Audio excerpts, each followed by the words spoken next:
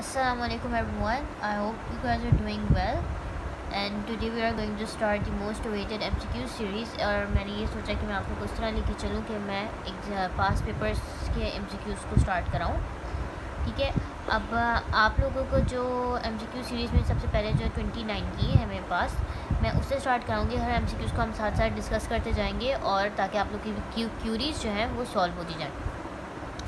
ठीक है. अब यहाँ पे मेरे पास एक 10 ईयर रखी हुई है. यहाँ पे हमारे पास 2019 का हम पेपर सॉल्व करेंगे आज के वीडियो लेक्चर में. ठीक है. पहले MCQ हमें क्या कह रहा है, the slope of the bisector of the first and the third quadrant is. अच्छा, अब देखो बाइसेक्टर आप लोगों को ये पता होना चाहिए कि जब भी हम बाइसेक्ट करने की बात करते हो तो इसका मतलब होता है 2 इक्वल हाफ्स में उसको डिवाइड करना. ठीक है.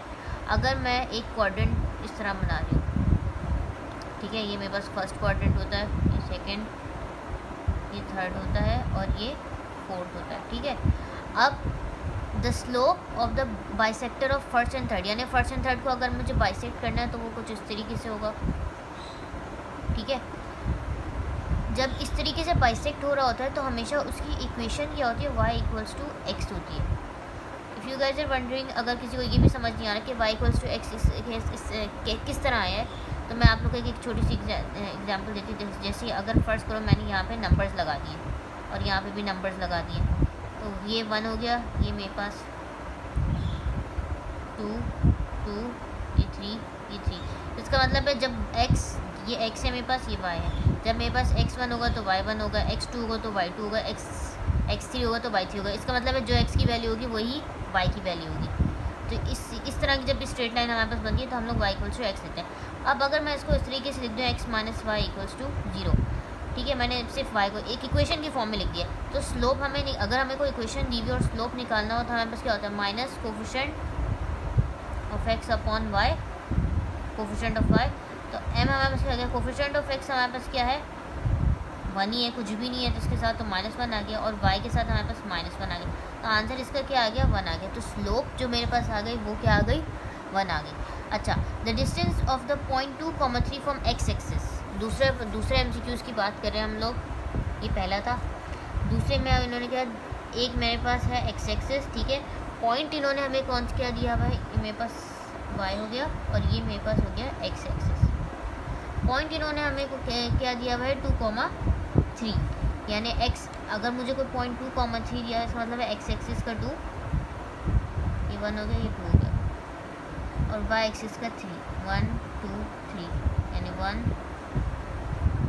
2 और ये मेरे पास हो गया 3. तो ये कहाँ मीट करें, 2,3 यहाँ कहीं मीट कर रहा होगा, ये पॉइंट होगा मेरे पास. ये पहले तो हमने पॉइंट को लिक्वेट कर दिया, ये पॉइंट कह रहे हैं हमें वो. अब इस पॉइंट का डिस्टेंस फ्रॉम x एक्सिस, यानी x एक्सिस से इसका डिस्टेंस यहाँ कितना हो गया, इस पॉइंट का x एक्सिस, ये x एक्सिस है, x एक्सिस से डिस्टेंस इतना हो गया. ठीक है. ये मेरे पास हो गया x एक्सिस तक डिस्टेंस, x एक्सिस तक डिस्टेंस. और ये डिस्टेंस कितना है मेरे पास, ये 3 है. तो यानी डिस्टेंस मेरे पास क्या आ गया, इसका आंसर 3 आ गया, जो इन्होंने कहा हुआ है 3. ठीक है. क्योंकि x एक्सिस, इस पॉइंट का x एक्सिस से डिस्टेंस जो होगा वो हमेशा y कोऑर्डिनेट होगा. अच्छा, थर्ड जो हमें क्या है, the length of the tangent from the point 1,2 to the circle x² + y² - 2. अच्छा, लेंथ ऑफ टेंजेंट जो होता है इसका हमारे पास एक फॉर्मूला होता है, लेंथ ऑफ टेंजेंट. वो फॉर्मूला क्या है हमारे पास, अंडर रूट ये है x1² + y1² + 2gx1 + 2 + 2fy1 + c. अच्छा, अब इस फॉर्मूले को हम लोग अप्लाई किस तरीके से करते हैं, let me rub this to you guys so this is more visible. ठीक है. अप्लाई किस तरीके से करते हैं, इन्होंने हमें एक पॉइंट दिया हुआ है और एक इक्वेशन दी हुई है. पॉइंट हमें कौन सा दिया हुआ है,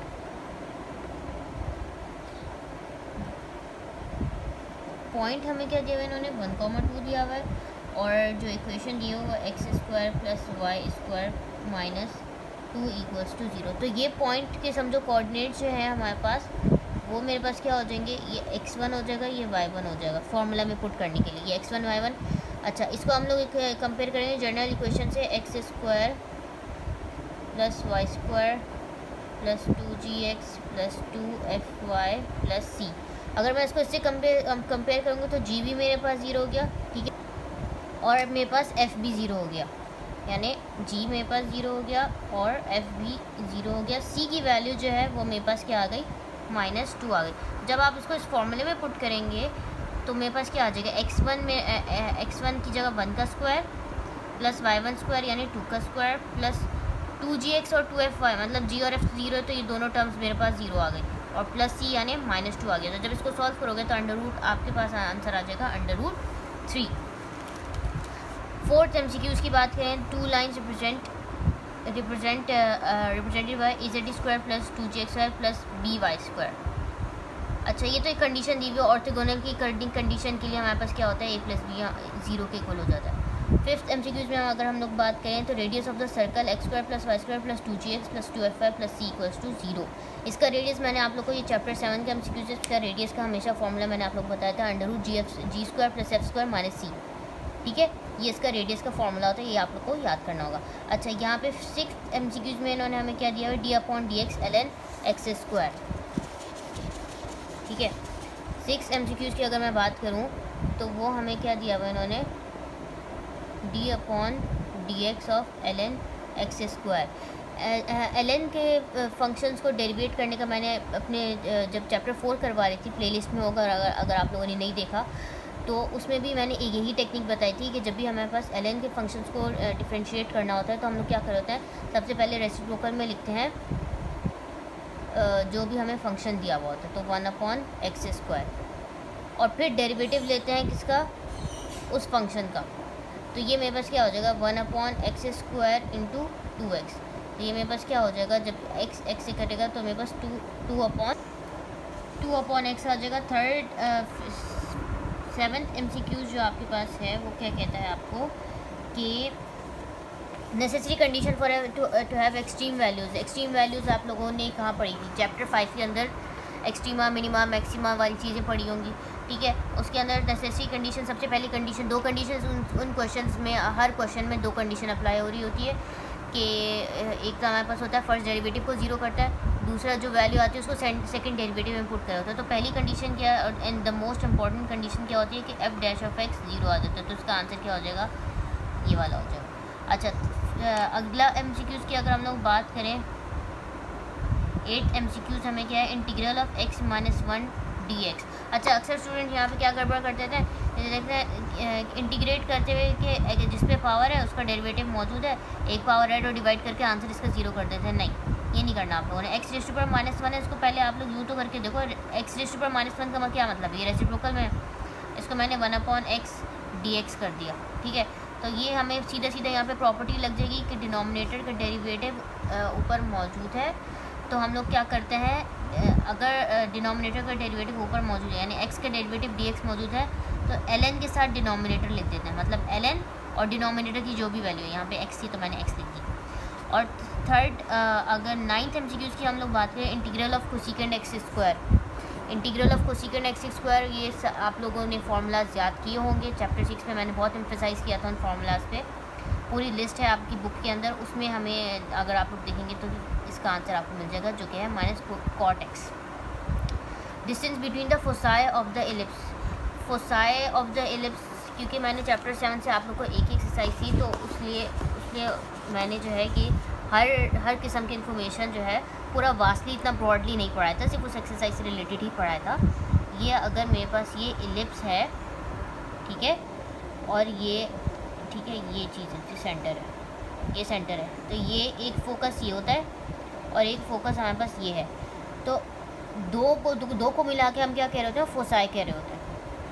इन दो को मिला के हम लोग क्या कह रहे होते हैं, ये फोसाई है। और इन दोनों के दरमियान का डिस्टेंस जो होता है एलिप्स के लिए हमेशा, क्योंकि यहाँ पे इन्होंने एलिप्स की जनरल इक्वेशन दी है x² प्लस y² b² 1, तो इसके लिए हमेशा हमारे पास 2ae होता है, where e represents the eccentricity, ठीक है। ये चीज़ें, क्योंकि इसमें फॉर्मूलाज बहुत याद करने वाले हैं, जो आप लोगों के पास एमसीक्यूज़ में एटलीस्ट कोशिश करेंगे वो तो आप लोगों को बताओ। e = 3/2 एसेंट्रिसिटी हम लोगों ने एलिप्स की पढ़ी है, पैराबोला की भी पढ़ी है और हाइपरबोला की भी पढ़ी है, ठीक है। अब इसेंट्रिसिटी जब भी हमारे पास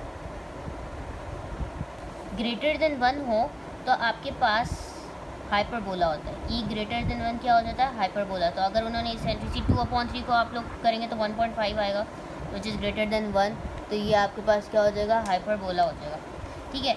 नेक्स्ट MCQ की बात करें तो vertex of the parabola y+2 whole square equals to 4x - 1, ठीक है। मैं पहले इसको इक्वेशन लिख देती हूँ वर्टेक्स ऑफ पैराबोला की। इन्होंने जो हमें दी हुई है y+2 whole square equals to 4x - 1। अच्छा, पैराबोला की ये इक्वेशन, काफ़ी सारी इक्वेशंस होती हैं पैराबोला की, ठीक है। अब उसको मैं ये मैंने आप लोगों को कराई इसलिए नहीं थी क्योंकि इसका आप लोगों से ताल्लुक़ नहीं था, लेकिन ये MCQs में आ गया इसलिए मैं आप लोगों को फिर भी बता रही हूँ। अगर मैं इसकी पैराबोला की एक इक्वेशन होती है y - k का whole square equals to 4ax - h, तो मैंने, और वर्टेक्स ऑफ पैराबोला हमेशा किसके इक्वल होता है? h के इक्वल होता है। तो ठीक है, अब मैं अगर इसको कंपेयर करूँ इससे तो h मेरे पास क्या आ गया? 1 आ गया, और k मेरे पास क्या आ गया? -2 आ गया, ठीक है, -2 आ गया। तो वर्टेक्स मेरे पास क्या हो गया? 1 - 2, विच इज़ दिस आंसर। अच्छा, नेक्स्ट MCQs पे आते हैं हम लोग। हमें क्या कहा है? 2 वेक्टर्स, हमें 2 वेक्टर्स दिए हुए हैं such that a.b equals to 0। तो a.b यानी डॉट प्रोडक्ट हमेशा 0 कब होता है? जब दोनों वेक्टर्स हमारे पास परपेंडिकुलर हो आपस में। तो यहाँ पे हमारे पास क्या आ जाएगा? परपेंडिकुलर आ जाएगा। अच्छा, नेक्स्ट MCQs में हमारे पास क्या हो रहा है? 14 में the position vector of a point p x y z। Position vector को हमेशा जो है, जब भी कोई वेक्टर पोजीशन वेक्टर की डिस्क्राइब कर रहे होते हैं तो हम लोग उसको ओरिजिन से डिस्क्राइब कर रहे होते हैं, ठीक है। तो ओरिजिन, और अगर उन्होंने कोई भी वेक्टर, यहाँ पे उन्होंने इस MCQs में वेक्टर का को नाम क्या दिया हुआ है? p दिया हुआ है। तो पोजीशन वेक्टर में हम लोग क्या कर रहे होते हैं? बस उसमें मॉड लगा देते हैं, मॉड सॉरी कह रही हूँ, ये डिस्टेंस, ये ऊपर इस तरह बार लगा के हम लोग ये शो कर देते हैं कि OP, इसमें हमारे पास O जो होता है वो ओरिजिन होता है, यानी 0 0 0, और P कोई भी वेक्टर होगा जिसके 3 कोऑर्डिनेट्स उन्होंने हमें दिए हुए हों। तो पोजीशन वेक्टर हम लोग इस तरीके से डिनोट करते हैं। अच्छा, MCQs नंबर 15 में हमें क्या कहा हुआ है? Integral of f' upon f(x) dx। तो यहाँ पे इन्होंने गलत किया हुआ है। यहाँ पे इसका आंसर ये है कि जब भी हम लोग इंटीग्रेशन में एक प्रॉपर्टी हम अप्लाई करते हैं कि अगर डिनोमिनेटर का डेरिवेटिव ऊपर मौजूद है, यानी f(x) का डेरिवेटिव क्या होगा? f' होगा। डिनोमिनेटर का डेरिवेटिव ऊपर मौजूद होता है तो हम लोग ln के साथ डिनोमिनेटर को लिखते हैं। तो ये आंसर है इसका, ln के साथ डिनोमिनेटर को लिख दिया, प्लस c तो कॉन्स्टेंट होता है। अच्छा, ये तो चैप्टर 9 का है। इसमें से आज सच आप लोगों को मैंने चैप्टर 9 में बहुत एक दो एक्सरसाइजेस कराई हैं, उसमें से ये नहीं आ रहा। नेक्स्ट MCQs की तरफ आते हैं। हमें क्या दिया हुआ है? 1 + 1 अपॉन n⁻⁻1 प्रॉपर्टी। ये है, ये चैप्टर 1 का सवाल है, जो मैंने आप लोग को एक ये प्रॉपर्टी भी कराई थी कि हमारे पास 1 + 1 अपॉन n⁻n e के बराबर होता है। लेकिन इस केस में इन्होंने हमें क्वेश्चन के अंदर क्या दिया हुआ है? -n दिया हुआ है। क्वेश्चन में अगर हमें उन्होंने -n दिया हुआ तो हम e⁻1 कर देंगे। e⁻1 को मैं 1/e लिख सकती हूँ, ठीक है। तो ये मेरे पास क्या आ जाएगा? इसका आंसर 1/e आ जाएगा। नेक्स्ट MCQs में हमें क्या कह रहे हैं? Limit x tends to 0 sin 6x upon 2x। अच्छा, ये भी हमारे पास चैप्टर 1 का है, जिसमें मैंने आप लोग को बताया था कि साइन का एक प्रॉपर्टी बताई थी मैंने आप लोग को कि साइन के साथ जो भी एंगल हो, अगर वो एंगल डिवीजन में, मतलब डिनोमिनेटर में वही एंगल आ जाए तो हम लोग उस साइन की जगह, उस पूरे की जगह हम लोग वन कर देते हैं। अब ये किस तरीके से होगा? Let me show it to you guys.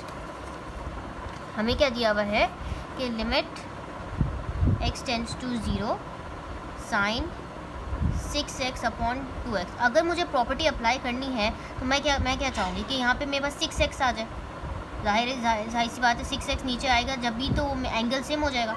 तो मैं इसको किस तरह करूँगी? Limit x tends to 0 sine 6x, ठीक है। x तो मेरे पास दिया हुआ है, तो मैं क्या करूँगी? मैं 6 से मल्टीप्लाई डिवाइड करा दूँगी ताकि मेरे पास एंगल सेम हो जाए। तो ये मैं इसको 6 से मल्टीप्लाई किया और 6 से डिवाइड भी करा दिया। तो ये पूरी चीज़ जो है ना, मेरे पास ये प्रॉपर्टी हो गई कि जो एंगल है वो डिनोमिनेटर में सिर्फ साइन के साथ है, ये कॉज के साथ एप्लीकेबल नहीं है। तो वो पूरा मेरे पास 1 के इक्वल आ रहा है, ठीक है। ये मेरे पास पूरा 1 आ गया। ये 2 1 = 2, 2 3 = 6, तो 1 अपॉन, ये डिवाइड में क्या आ रहा है? 1/3। तो ये क्या हो जाएगा? मेरे पास आंसर 3 आ जाएगा। सही है। तो इसका आंसर हमारे पास क्या आ गया? 3 आ गया। अच्छा, ये हमारे पास नेक्स्ट एमसीक्यूज क्या कह रहा है, function F of X equals to X plus mod of X. ये प्रॉपर्टी मेरे पास किसकी होती है, नीदर इवन नॉर ऑड, यानी ना इवन होता है, क्योंकि इसमें एक्चुअली हो ये रहा होता है कि जो फंक्शन उन्होंने हमें दिया हुआ होता है, जब हम उसको अप्लाई कर रहे होते हैं तो आधा इवन की कंडीशन पे अप्लाई हो रहा होता है और आधा ऑड की कंडीशन पे होता है। तो वो ना इवन पूरी तरीके से हो रहा होता है, ना ऑड पूरे तरीके से हो रहा होता है। इस बेसिस पे जब भी हमारे पास x plus mod of x आता है तो हम लोग उसको कहते हैं neither even nor odd function. अच्छा, लास्ट एमसीक्यू इस पेपर का हमें क्या कह रहा है, if a is 2/3 the way from p q. अब ये मैं आप लोग को ड्रॉ करके दिखाती हूँ ये किस तरीके से है। बहुत सिंपल सी बात होती है, लेकिन ये अगर कॉन्सेप्ट ना हो तो समझ में नहीं आ रही होती। ए is 2/3 the way from p Q, एक लाइन है मेरे पास पी से लेकर क्यू तक, और 2/3 का मतलब 2/3 अगर वो कह रहे हैं 2/3 कह, मैं 1 मिनट इसको सेंटर में ड्रॉ कर देती हूँ, ठीक है। ये मेरे पास एक लाइन है पी क्यू, और अगर उन्होंने क्वेश्चन में 2/3 कहा हुआ है, इसका मतलब वो उस लाइन के 3 हिस्से हैं, 1 2, यानी 1 2 3 3 हिस्से हो गए, और 2/3 का मतलब है लेफ़्ट से, यानी इस जगह पे आ जाए 1 2। तो यहाँ पे ए हमारे पास कहीं लोकेट कर दिया हमने, 2/3 यानी 3 हिस्सों में से दूसरे हिस्से पे ए आ गया। आगे क्या बात कह रहे हैं, then A divides P Q in the ratio. एक पी क्यू वाली लाइन को एक किस रेशो में डिवाइड कर रहा है, ए से पहले कितने हिस्से हैं 2, ए के बाद कितना हिस्सा है 1। तो ए जो है पी क्यू वाली लाइन को किस रेशो में डिवाइड कर रहा है 2:1 में, विच इज़ दिस। यहाँ हमारे पास इस 2019 का पेपर के एमसीक्यूज मैंने आप लोगों के सामने सारे सॉल्व करके आप लोग को समझा दिए हैं। नेक्स्ट वीडियो लेक्चर में इंशाल्लाह मैं नेक्स्ट पेपर के एमसीक्यूज को सॉल्व कराऊंगी, और इसके बाद ही मेरा इरादा ये है कि मैं आप लोग को जो फर्स्ट ईयर के स्टूडेंट्स हैं अगर, तो उनका भी उनके लिए भी फर्स्ट ईयर का कोर्स स्टार्ट कराऊँ। मेरा फेसबुक पेज भी है, मैं डिस्क्रिप्शन में लिख दूँगी, आप लोग उसको भी जाके फॉलो कीजिएगा। And don't forget to like and subscribe my channel.